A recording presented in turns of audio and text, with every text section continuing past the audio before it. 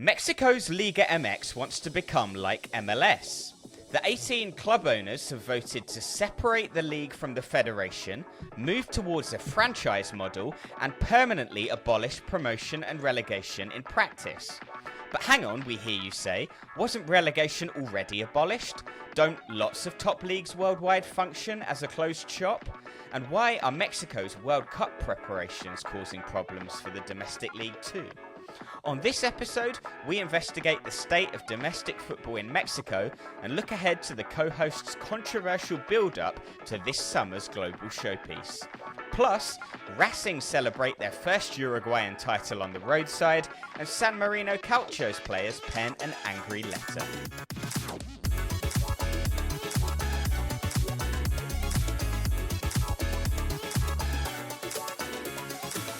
Hello, welcome to The Sweeper, the podcast that tells you the most extraordinary stories from across the football world. I'm Lee Wingate. And I'm Paul Watson. And on this episode, we are heading down to Uruguay before coming back to Europe in the familiar form of San Marino.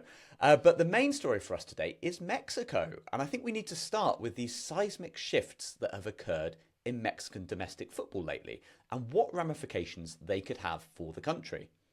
Yeah, they certainly have been seismic. There's 4 changes that we want to highlight following a meeting of the 18 club owners in Mexico's top flight, Liga MX.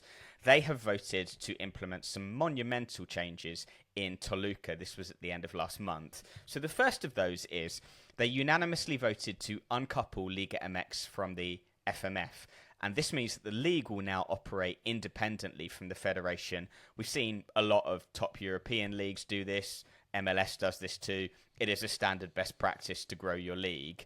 And to this end, Liga MX will install a new president, independent of any individual club, and create 4 new committees. They are sports, investment and certification, ethics, and commercial to oversee the operation of the competition. Yeah. Now, secondly, they've actually voted to restructure the league. So as of the 2026 Apertura this July, they will permanently abolish the play-in model that was implemented in 2023.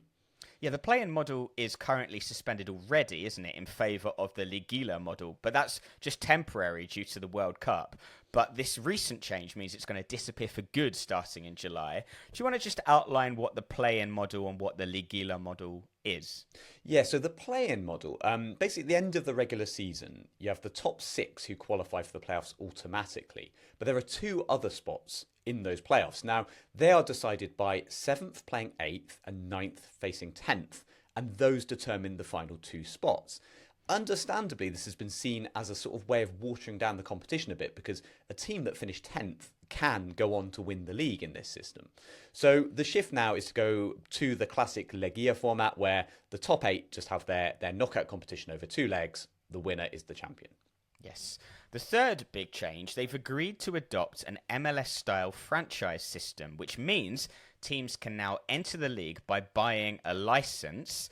There are currently 18 clubs in Liga MX pool, 20 is the maximum, and any potential expansion teams must meet strict financial, infrastructural, and youth academy criteria. I think they also need to have a women's team, and they are expected to pay a fee of approximately $100 million to join, which is pretty steep. Ooh, yeah, sounds pretty steep, doesn't it? And I think this kind of ties in with the fourth, which is a pretty major one here and quite a timely one given kind of global discourse here.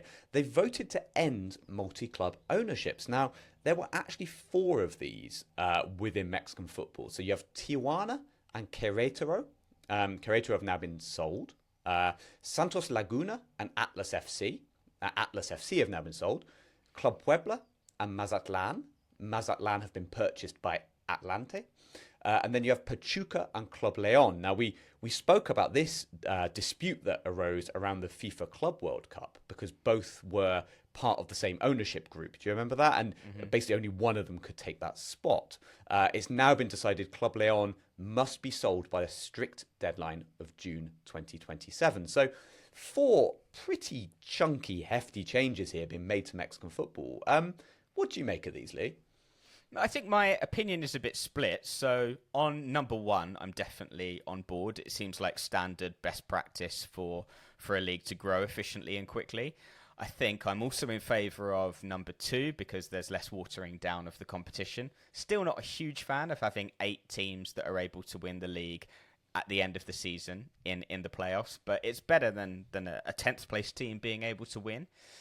I'm also very, very much on board, as I imagine you are too, with number 4, because any multi-club ownership really isn't a great look for the league. And having 4 pairings where they had the same owners at a recent point in time is not good for competition. And, you know, the Club World Cup situation really highlighted that internationally. But I just can't get on board with number 3, which is the franchise model. And that is because I think that the franchise model is going to have very negative effects on promotion and relegation. And for me, that's an integral component of a healthy football pyramid. Yeah, so this was what I was kind of going to try and drill down into. Basically, if Mexico's becoming an MLS franchise model, is that the end of promotion and relegation? I'm assuming it probably is, right? Yeah, it pretty much means they are dead. I mean, we might have some people that are watching this, maybe you're from Mexico or you know Mexican football well. You might be saying, well, Mexico has already abolished promotion and relegation. This isn't anything new. And that is actually true. So during the pandemic in 2020, the country suspended promotion and relegation as part of a 6-year freeze to protect clubs from the suffering financially in the pandemic. And so during that time, rather than getting relegated, the worst performing top flight clubs over a 3-year period would be fined, which is a system that I think neither you nor I had ever heard of before. Sounds crazy, doesn't it? I mean, just the word fined. I mean, there is a logic to this though, right? Because wasn't the money, there was kind of a good use for that money, wasn't there? It wasn't just like you're fined because you're so bad. Yes. So the idea behind it was that 160 million Mexican pesos, which is about 7 million pounds in sterling, would be distributed to second-tier Liga de Expansión MX clubs to support their financial stability. But here's the thing, that system was never supposed to be a permanent move the way it was portrayed. At the time of implementation, it was supposed to be temporary. Yeah, and I think probably the second division clubs understood just how easy it would be for this change to become permanent. So they actually went to the Court of Arbitration for Sport to ensure that the Liga MX must honour this promise to reinstate promotion and relegation for 2026 to 27.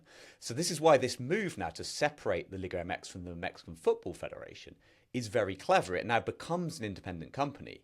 So the 18 clubs can basically set their own membership rules and kind of move the goalposts as they wish. So promotion and relegation will probably be reinstated in theory. You know, on paper you can be promoted, but it's likely they'll set the parameters as such that very few second division clubs can actually meet those standards to come up. So we probably have one of these slightly fudged situations where, yeah, there is promotion, but it's only really available to a tiny fraction of the clubs who might have wanted to be promoted.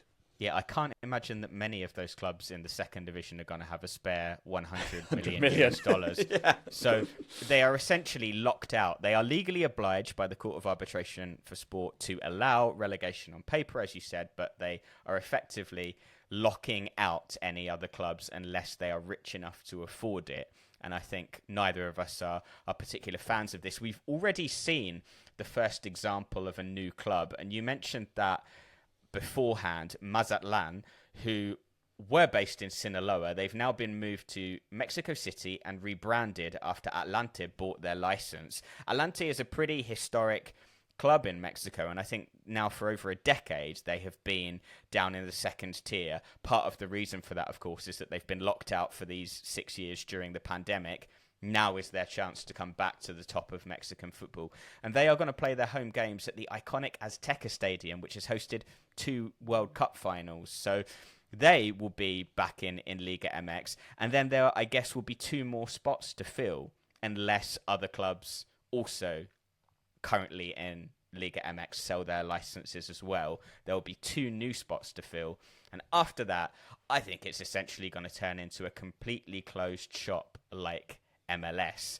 And what we wanted to be really wary of coming into this podcast is that we know that we are both European. We have grown up with the culture of promotion and relegation being important, and we don't want to come at this from too much of a Eurocentric point of view. So what we decided to do, Paul, is to have a look around the world and see actually how common it is to have a closed shop league, or how common it is to have promotion and relegation from your top tier.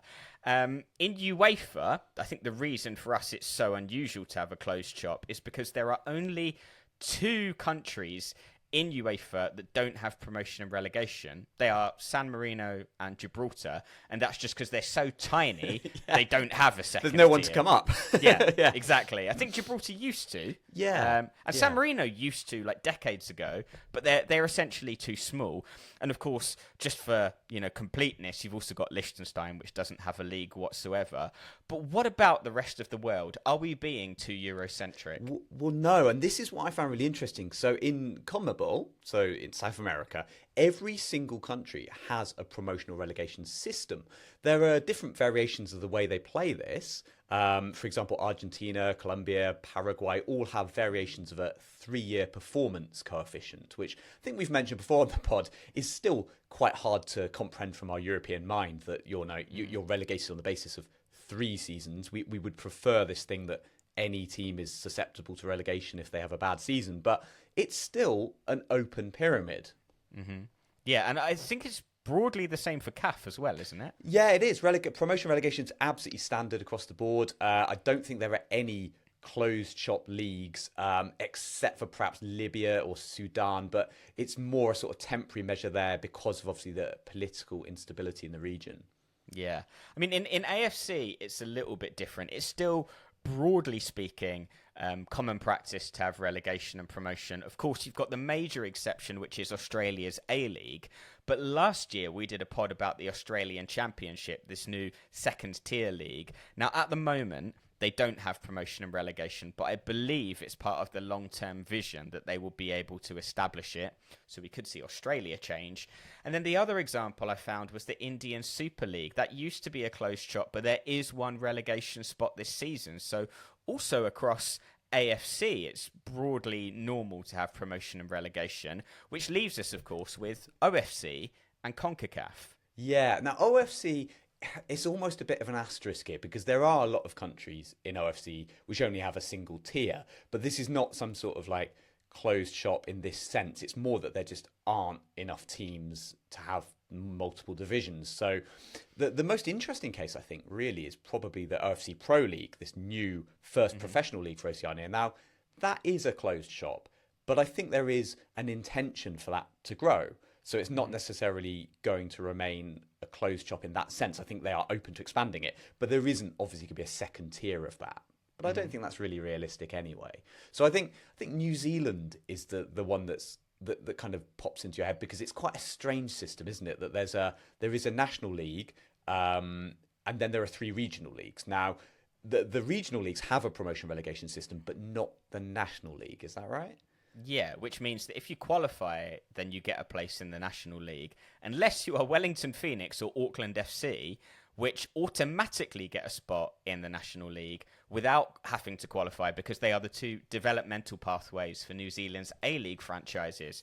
For me, that's a bit wild that it's, there's 2 clubs that get locked in. They are guaranteed a permanent position in that National League.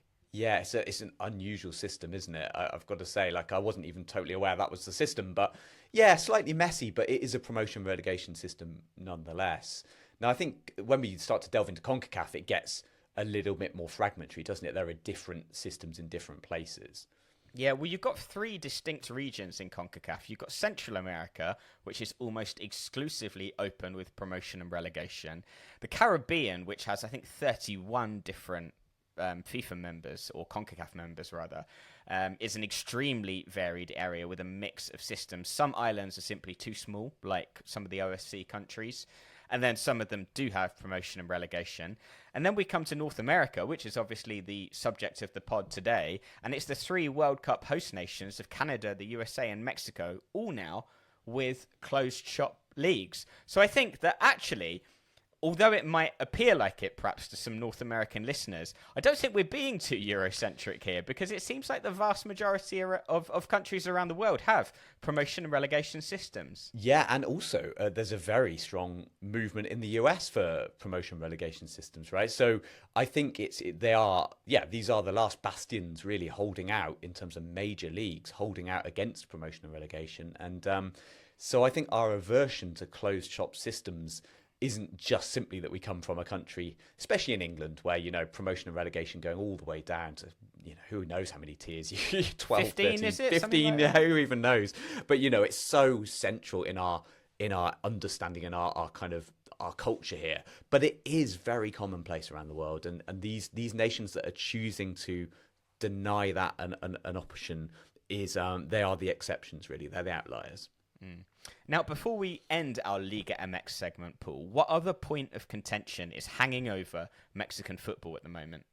Well, there's been pretty big blow up between the league and the federation. This is to do with Mexico's 2026 World Cup preparations. And at the centre of this, there was this news that any players in the Liga MX who will be called up by Javier Aguirre for Mexico's World Cup squad were told they must report to a camp on the 6th of May. It was absolutely compulsory they show up.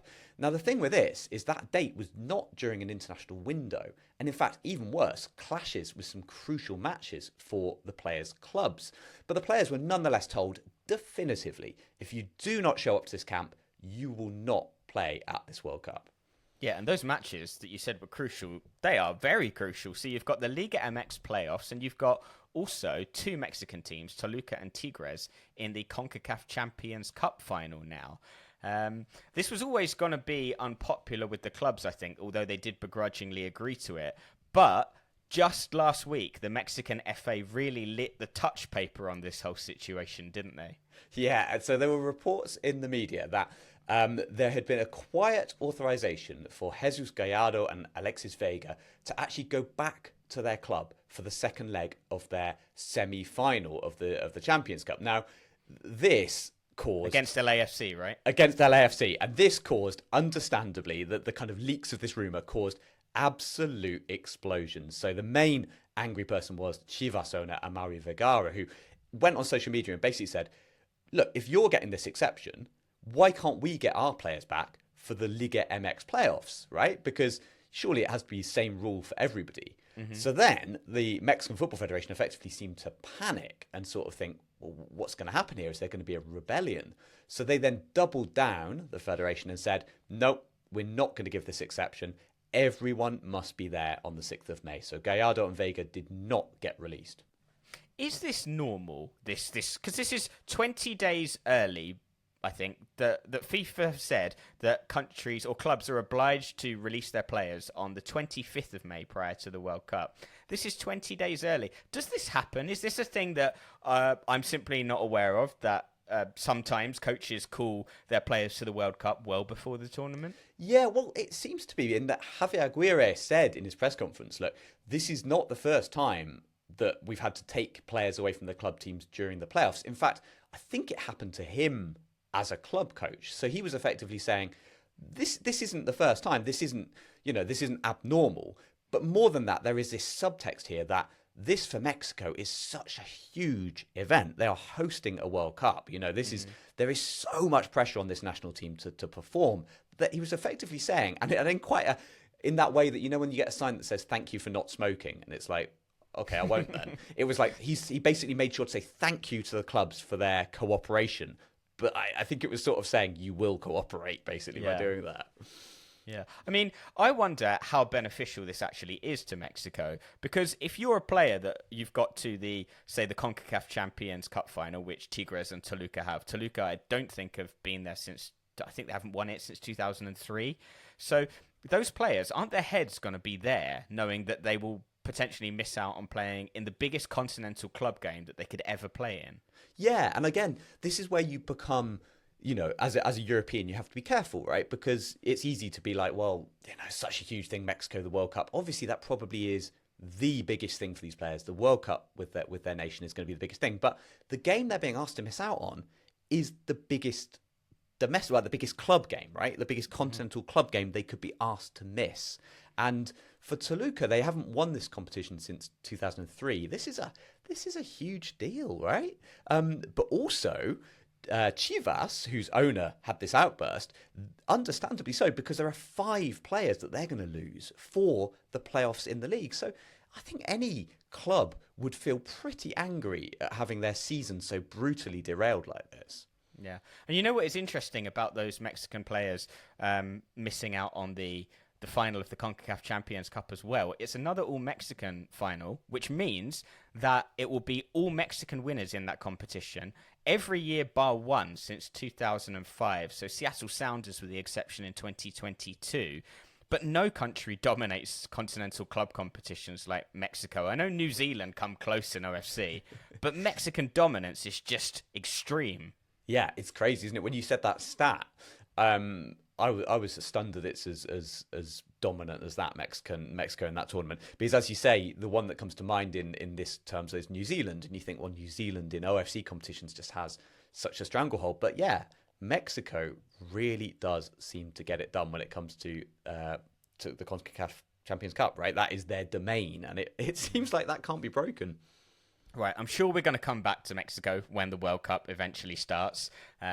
In 30 days' time, around then, I think. But for now, we are going to end this segment. We're going to end it by saying, if you want to find out more about Mexican football, check out the Substack by our North and Central American correspondent, John Arnold. He writes an excellent Substack newsletter. We'll put a link to that in the episode description. And he's also made a viral video about this whole situation with the national team, which you can watch on Instagram at John Arnold FC. And we'll put a link to that in the episode description as well. But for now, Paul, we're going to leave Mexico behind and we're going to move down south to Uruguay because we have a new champion in the Uruguayan league. They are Racing Club de Montevideo. They are based in the northeast of the capital city and they have won their first title in their 107-year history. So it's a big, big moment. But technically, it's not a title. It's half a title, right? Yeah, like a lot of South American countries, Uruguay splits its season into the Apertura and Clausura, so it's 2 championships in one. So they've won half a title, I suppose, but I don't think they minded too much, did they? We spoke the other day about, I think it was on the bonus pod, about teams winning a title on the sofa, right? When they win a title because another team who's in the race with them loses. Well, this was sort of a version of that, but a more dramatic one, wasn't it? Yeah, so they went on the bus to Cerro Largo, which is by far the furthest away club from the capital in the Uruguayan league. It's up by the Brazilian border. I think we've talked about them on a previous pod before. They had 2 fans, I think, for a continental away game. So they went all the way to Cerro Largo. They played their game, and then on the bus on the way back, they were watching their rivals in action.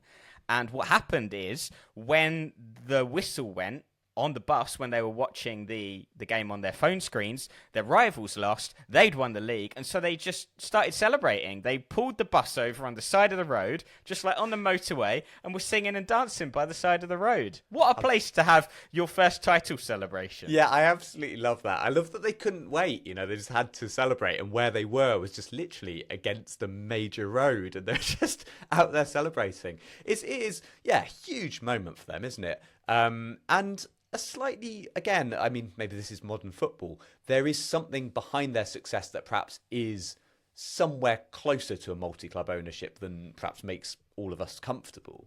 Yeah, so the majority shareholder of the club is Red and Gold Football. I must admit, I'd never heard of this before the research for this episode.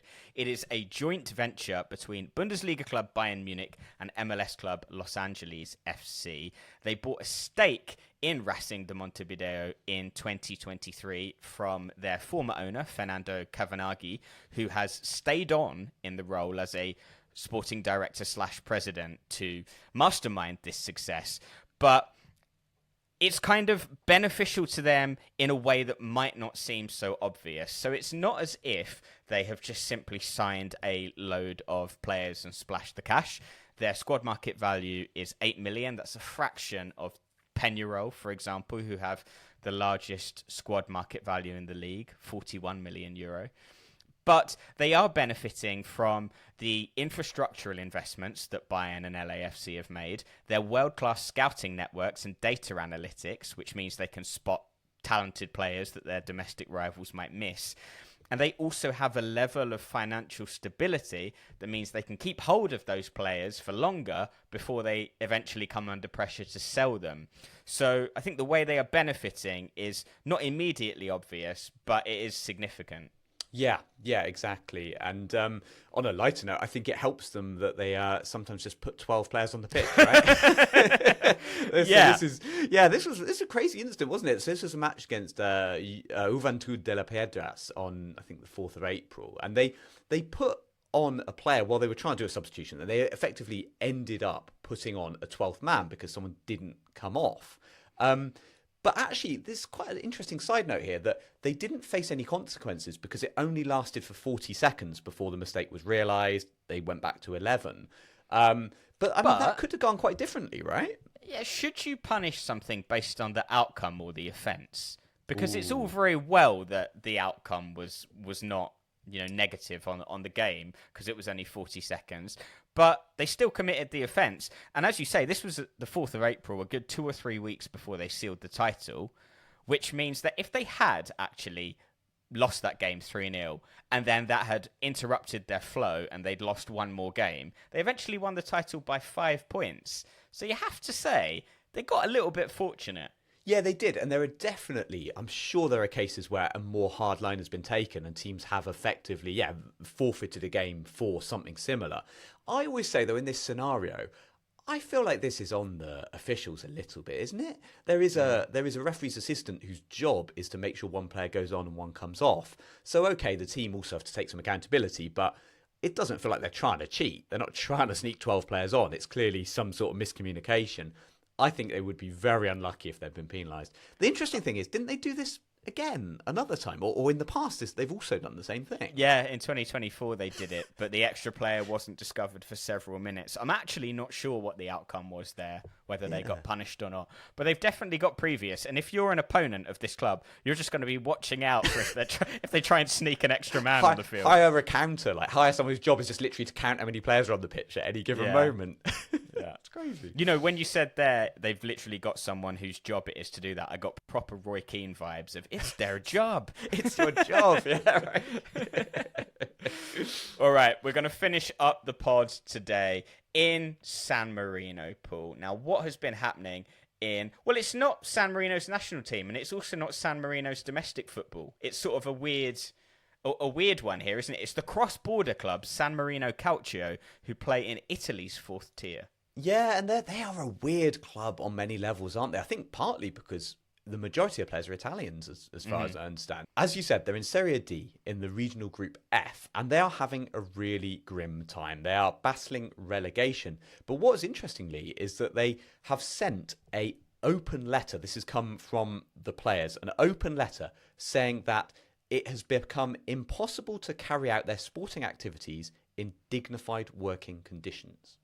Yeah. Big words. We have to thank Giacomo Brunetti for this. He got in touch with us on Instagram to tell us about this story. I presume he thought it's San Marino related. We must be interested. He's right. Right, he is. Yeah. But what have they mentioned in this letter? What are some of the failings from the club that they are not happy with? Well, what I like about this is that they list 5 points here. And I feel like they probably should have led with point 5. So point one, one, failure to provide lunch on away trips on 3 occasions. Yeah, pretty bad. Since February, they haven't had a goalkeeping coach, fitness coach, or a team manager. Sort of manager as in the person who sort of deals with your day-to-day logistics, not a coach. They had an away game in Ascoli, and they didn't have a bus. So they all had to get their own transport there, which is pretty bad look. They don't have a sporting director, and it seems like generally the management of the club has gone awry. But point 5 is the one where you think, they were paid 4 months' salary from September to December, 2 days before the end of the season, and there's total silence on the remaining month's salaries that are outstanding. So basically, they are not being paid, which I think is probably the thing that makes things like not having your lunch provided suddenly seem a lot worse, really. Yes, it's quite a shocking set of circumstances, but perhaps, Paul, not so surprising when you consider that their owner is Emiliano Montanari, and he has a pretty controversial history as an owner of football clubs. So under Montanari, Siena was excluded from professional football, so that's Serie C, in 2023 due to financial non-compliance. It had to be refounded in the amateur leagues.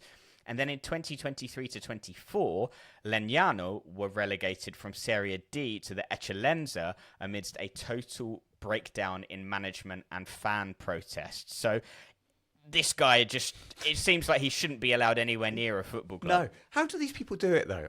Maybe there's just a lack of people willing to take on San Marinese-based football clubs. But surely when someone like this wants to take charge of a club, there must be alarm bells going off left, right and centre. It's crazy, isn't it? What actually is kind of remarkable in a way is that they are not down and out, San Marino. They remain in with a chance of beating relegation. They won on the last day of the regular season against Samarese. Now, this was a big win. This was a lunchless win as well, Lee. That was one of the games they didn't get their lunch, but they still won. Makes you wonder, doesn't it? All right, Matt Letizia. But what it did do was it gave them a chance of survival. So there are 18 teams in Serie D in each division.